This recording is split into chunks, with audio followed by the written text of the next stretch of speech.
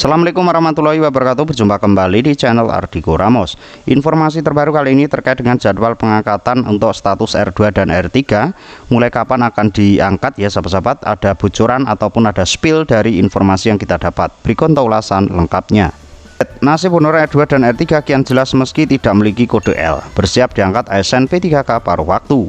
Kabar baik datang bagi tenaga honorer kategori R2 dan R3 terkait percepatan pengangkatan P3K tahun 2024.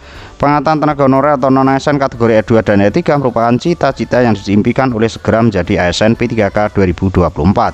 Apalagi di tengah adanya gejolak efisiensi anggaran dari pemerintah yang menebalkan kekhawatiran para tenaga honorer atau non-ASN. Kepala BKN Zudan Arif baru-baru ini menyampaikan arahan resmi mengenai mekanisme pengangkatan tenaga honorer dalam skema P3K paruh waktu. Proses pengangkatan P3K tahap 1 dalam rapat daring yang membahas penyesuaian penetapan NIP CPNS dan P3K formasi 2024, Zudan Arif menegaskan bahwa seluruh pejabat pembina kepegawaian di instansi pemerintah harus segera menindaklanjuti hasil seleksi CSN tahun 2024, termasuk seleksi tahap pertama P3K. Hasil seleksi ini melahirkan dua kategori tenaga honorer yakni R2 dan R3 yang terbagi dalam peserta berkode L dan tanpa kode L. Honorer R2 dan R3 yang tidak memiliki kode L dipastikan belum mendapatkan formasi penempatan, namun akan segera diangkat menjadi P3K paruh waktu sesuai arahan BKN. Kebijakan ini merupakan bagian dari langkah strategis pemerintah dalam menata tenaga non-ASN secara menyeluruh dan serentak. Proses pengangkatan P3K paruh waktu dan penuh waktu dan paruh waktu akan berjalan beriringan untuk memastikan semua tenaga honorer yang telah mengikuti seleksi mendapatkan solusi yang adil dan berkelanjutan. Pengusulan data dan batas waktu.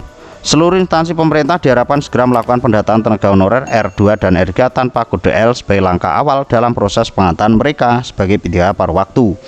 Target pengangkatan dan kepastian status honorer.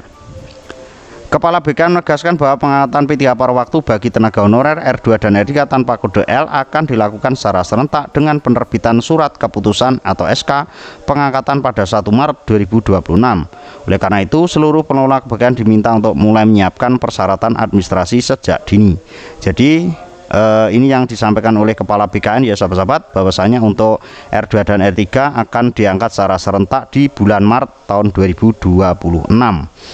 Berarti nanti untuk persiapan isi daerah paling enggak di bulan Desember, Januari, Februari tahun 2026 ya sahabat-sahabat, atau puasa tahun depan.